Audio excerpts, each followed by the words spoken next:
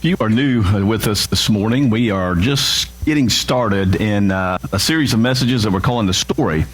And for the next 2/3 of this year, we are progressively going through the scriptures so that we can see God's story and our place in that story. So it's our desire that for everybody that attends here, 6 months from now, you'll know tremendously more about God's overriding story than you knew before, so that you can see the forest. Sometimes we get so locked in on certain things, we don't see God's overall plan. And so that's what we're all about, and we're glad that you've chosen to be a part of it. We've already seen the God of creation that wanted to start a new nation, and he went to a guy named Abraham and called him to be a follower. And generations passed, and God's people ended up in Egypt in slavery, and there for about 430 years, until God called a guy named Moses. And we found Moses after he was driven out of Egypt on the backside of a desert, working for his father-in-law, Jethro. That's a name you don't hear much anymore, do you? What you going to name your son? Jethro. Maybe the Clampets or something. I don't know. Anyway, we found Moses, and we witnessed with our sanctified imaginations as he is out shepherding, and he sees this bush on fire, and so he goes to investigate. He gets there a little bit closer, and he finds out that it is indeed on fire, but it is not being consumed. And from that bush, God calls Moses and says, "Moses, I've heard the prayers of my people, and it's time for them to be let go. So, Moses, I want you to go back into Egypt, and I want you to tell Pharaoh, the most powerful man in the world, the guy that Moses 40 years earlier had run away from in fear of his life." And God says, "Moses, I want you to go back. I want you to confront him and tell him that I am says to let my people go." Well, somewhat reluctantly, Moses does that. So he goes into Egypt. We talked about the 10 plagues. We've seen the power of God, the Red Sea. And so this morning, it's kind of interesting. Here's a map. This is what this is for. There's a period of time when they used to have in churches that they had guys that were tappers that would go along and tap you if you weren't paying attention. Maybe we'll get that going again. I don't know. The Puritans would put you in stocks if you missed church too, so I don't think we'll do that. Well, anyway, after they went through the Red Sea, the best route for them to have gone it was a road called the Way of the Sea. And it went from here to here, which would have been a direct route into Canaan. Very scenic, very beautiful, and it was about 175 miles from this point to that point. And so you think, well, that's a pretty good journey. Well, it is. 175 miles, it's about like from here to Jacksonville. So could you imagine us as a congregation decided we're going to take a trip to Jacksonville and we're going to walk? Well, they say you can make about 20 miles a day walking at a decent pace. And so you're talking, 9 days? Okay, well, they've got 1 million or 2 people. Let's double that. Let's say, 18 days it would take them to go from come through the Red Sea all the way into Canaan. And they were strong people. I mean, they'd literally been working like slaves for over 400 years. And so they could have handled it.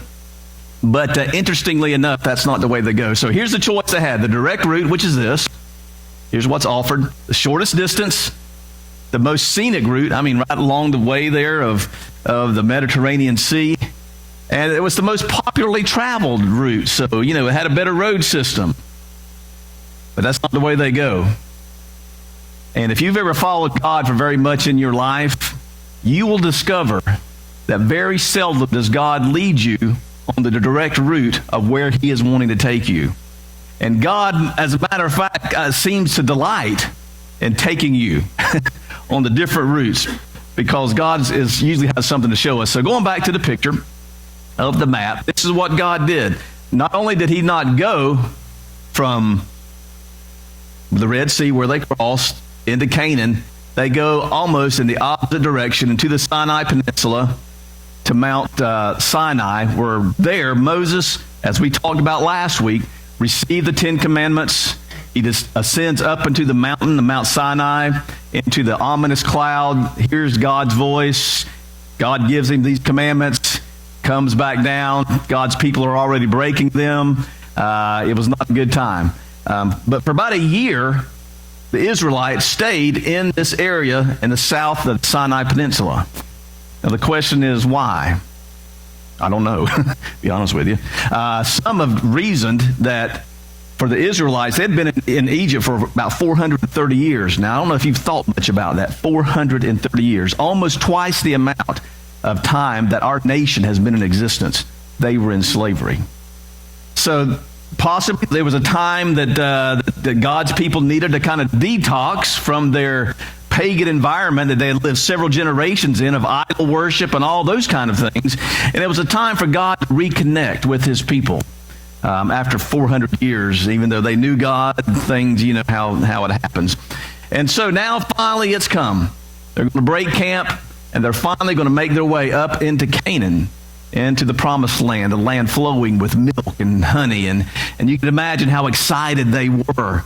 You know, like the first day of vacation and you're heading to Disney World. You know, finally they're going to be on their way to the land that they had dreamed of, the land that had been promised generations before to Abraham, that would be their land. And so now they're making their trek, 1 or 2 million of them, into the land of Canaan to see what God has waiting for them. Well, the Bible gives us a little bit of a clue on the distance. And it says in Deuteronomy, it takes about 11 days to go from Horeb to Kadesh Barnea by the Mount Seir road. So normally, you know, about 11 days, you know, you go to the Mount Seir road, hang a right, and 11 days you're going to be there. And so this was their journey. So they're on their journey, which is going to take them 11 days, and then they can go into the promised land. Their 11-day journey turns into a 39-year journey. They get to the promised land, and it's interesting, they kind of had enough faith to follow Moses out of Egypt. Didn't quite have enough faith to go on into the promised land. We'll discuss this a little bit more next week. Instead of seeing an opportunity, all they saw were obstacles. You know, mass population, fortified cities, and so they just didn't quite have faith. So God says, okay, you don't want to go in the promised land? I'm not going to make you. I tell you what, we're just going to do some wandering. And so in that Sinai Peninsula, for about 40 years, we find God's people wandering in that peninsula. And this period of history is called the wandering. And it was not a good time. What is wandering? Wandering is living in the space between where I started and where I wanted to be. And it's during that space that God often delights in doing his most powerful thing in our life. And it's my guess that there are many of you here this morning that you're in that space yourself. You're in that period of wandering. It might be the space between graduating and finding that first job, or that time in your life where you're thinking about a family and having that first child. Or it could be that time where you were let go and you're looking forward to that time of employment, or the time when you've said goodbye to a loved one and the time in which you'll be reunited with them in heaven. Or the time of a diagnosis and the space between that and the remission. Or the time of debt and the time of paying off that debt. So God is going to lead them into this space, this time. And the question is how do we live? How do we live in that space between, in that time of wandering? How do we respond to God in that time of wandering? And the problem is we are usually about the destination a lot more than we are about the journey. Isn't that right? We think the journey is just a waste of time. We just want to get through the journey to get to our destination. I used to think this a lot when my family and I would go down to my parents in Central Florida. I was like, boy, I wish we could live in time like Star Trek, where you just push the thing and you are transported instantly to another location, and that's the way we operate in our culture. We hate the journey.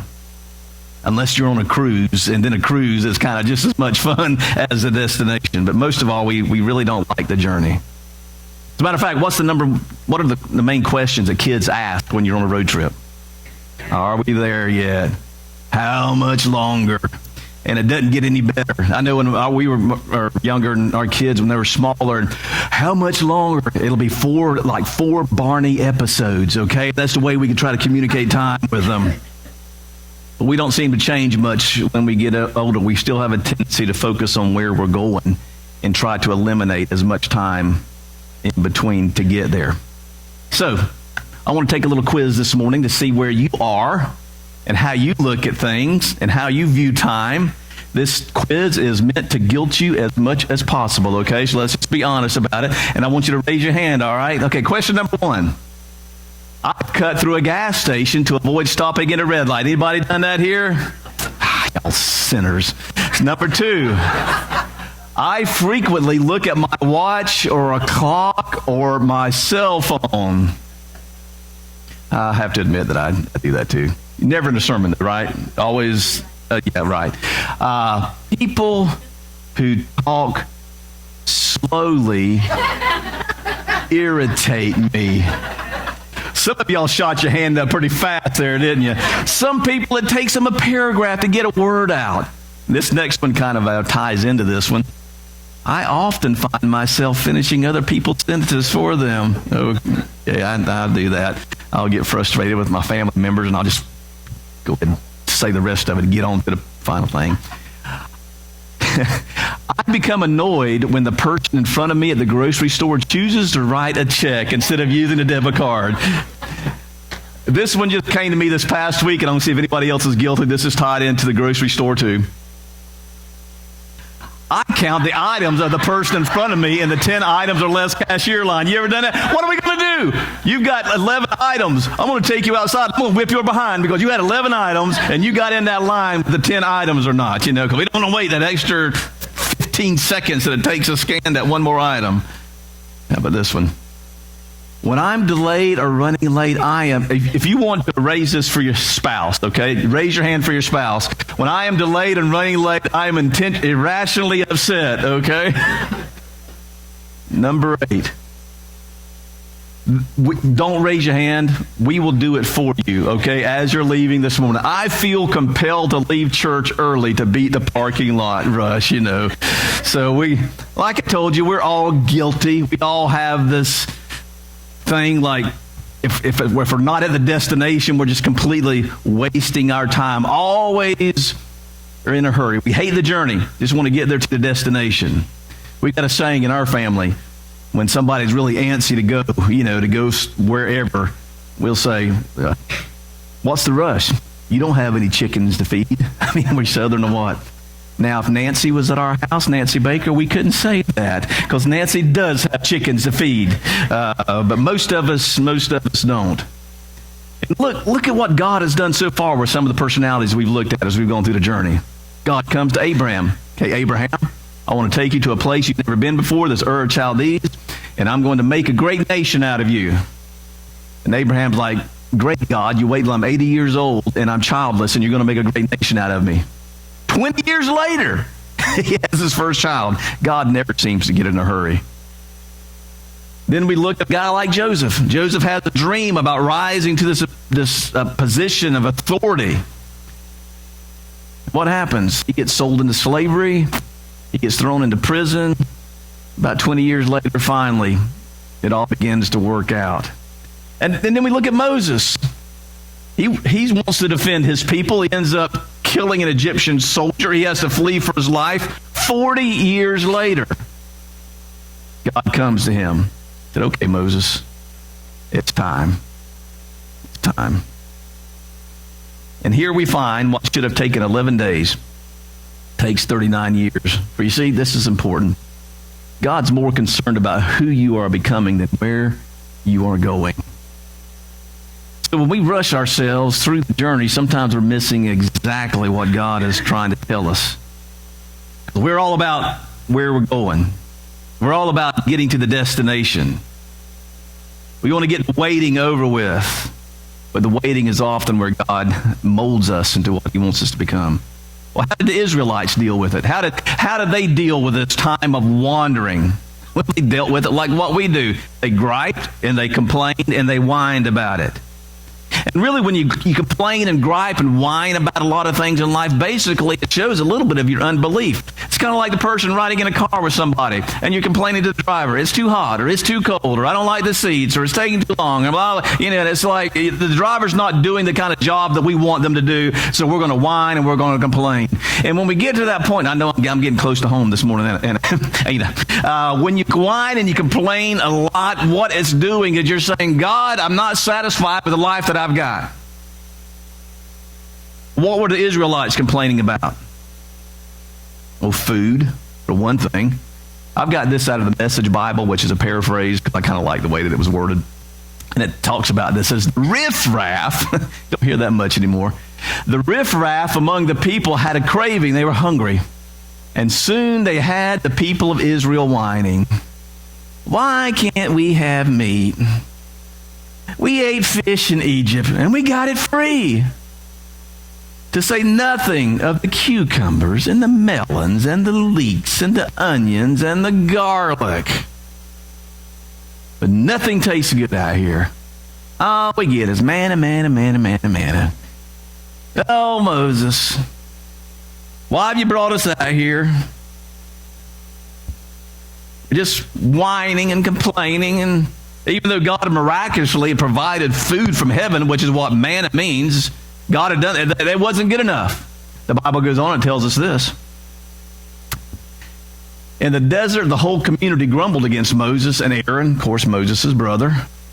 And the Israelites said to them, if we had only died by the Lord's hand in Egypt. Are you serious? These people have been praying for 400 years, and now they're out, and now they're saying, I want to go back to Egypt. It goes on and says this.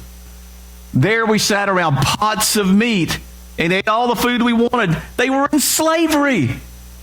They're trying to act like they were having a big fondue party back in Egypt, where they all sitting around a pot, and had their meat. He says, but you have brought us out into the desert to starve this entire assembly to death. They were not starving. God was providing. It's just that they weren't getting what they wanted to get. And so what do? Complain and whine and gripe. Isn't it amazing how many times in life it seems like the past was a little bit better than where you got it now? Even though if you could go back in time, you'd probably find that you were complaining and griping about as much back then as you are now. But looking back, it's like, it would seem like some of the good old days. And many times the good old days were not quite as good as what we thought they were. Well, God had heard their prayers, and he heard their complaining, and God kind of had enough. And this is what it says. God says to Moses and to Aaron, tell the people, consecrate yourselves. Get yourselves ready, in other words, in preparation for tomorrow when you're going to eat some meat. God says, you want some meat? I'm going to give you some meat. The Lord heard when you wailed, if we only had meat to eat, we were better off in Egypt. God said, I've heard all this. This is what I'm going to do. Now the Lord's going to give you meat, and you're going to eat it. You're not going to eat it just for one day. You're not going to eat it just for 2 days. You're not going to eat it just for 5 days. You're not going to eat it just for 10 days or 20 days, but for a whole month until it comes out your nostrils and you loathe it. God said, you want some meat? I'm going to give you some meat. You're going to have it till you're throwing up meat. It's going to come out your nose and your nostrils and your ears and everywhere else. Sometimes our complaining needs just a little bit of perspective, doesn't it? And that's probably where we have our mistakes sometimes, is we don't get the perspective that we need about our life. And there's 4 very important words. If we can remember this, we'll make a huge difference in our lives. This is the 4 words. It could be worse. It could be worse. I want you to say it with me this morning. I want to ingrain in your mind. It could be worse. It could be. You're going home from church, going through this nice neighborhood. If I just lived in a neighborhood like this, it could be worse. You get up tomorrow morning, get out of the shower, and you look at yourself in the mirror. If I just had her figure, or you guys, if I just had his physique. But you know what? It could be worse. You wake up tomorrow morning, your spouse rolls over, There's that morning breath. You need to say to yourself, it could be worse, and it could be. We're often like the father that was at this baseball game. His son strikes out, and he is beside himself. He's hollering at his kid, just keep your eyes on the blankety-blank ball. Keep your head down. What's wrong? I've taught you better than that. And then he starts in on the umpire about what a lousy umpire he is in. And don't you feel like, in those kind of circumstances, saying to somebody like them, hey, man, dude, it's a beautiful day. You got a healthy son who is strong. You're one of the 8% in the world that can actually drive a vehicle in freedom to a place like this. Quit whining and take a deep breath and just be grateful. We've all been there, I think. We find ourselves caught up in the moment. I'll never forget back when Florida State had their first run at their first national championship. Florida State had been just going through their opponents like nobody's business. Had that fast break offense going with Charlie Ward, and you know, the college world really hadn't seen anything like that before, and just blowing everybody. And then we had a night game with Notre Dame in the winter in November up there in Indiana, and we lost a nail biter at the end. I remember I was so upset. And then Charlie Ward, they interviewed him after the game, and he said, nobody died today. It's just a game. Just a game. And I'm just about over it now. So we did go on and win. So, you know, we can criticize the Israelites, but you and I would have jumped right in with them. We eat the same food for 2 days and we start complaining. We do the same thing. God eventually says, enough. And this is important because let me tell you what whining is. Whining is the opposite of worship. You ever thought about that? Worship is giving glory to God for who he is and what he has done. And whining is ignoring who God is and overlooking what he's done. And our story, as we seek to become a part of his story, the story, as part of that is finding our place in worship. God says this to Moses. And the Lord says to Moses, how long will these people treat me with contempt? How long will they refuse to believe in me? In spite of all the signs I've performed among them. God says, what else do I have to do? Brought Moses in, called him from a burning bush, plagues, parting of the Red Sea, raining down manna from heaven. All you got to do is go out and pick it up. How much is enough? And complainers have the attitude that whatever God asks of me is too much, and whatever God has done for me isn't enough. We lose the perspective. We lose perspective. And sometimes we lose perspective of why we are here on this planet. But God so loved the world, he sent his son. But God, I wish Jesus walked this earth and showed us how to live. Oh, the older I get, the more wrinkles and the gray hairs, Christ gives us hope. And he's gone to prepare a place for us. If I could just live in a house like that, wouldn't I? Jesus died on the cross and took the punishment that we deserved. And he heaped it upon himself on our behalf that we might live forever by accepting his son. We forget and we whine and we complain and we don't truly worship. God keeps raining down manna from heaven on us and we don't really notice it because we're concerned about what we don't have.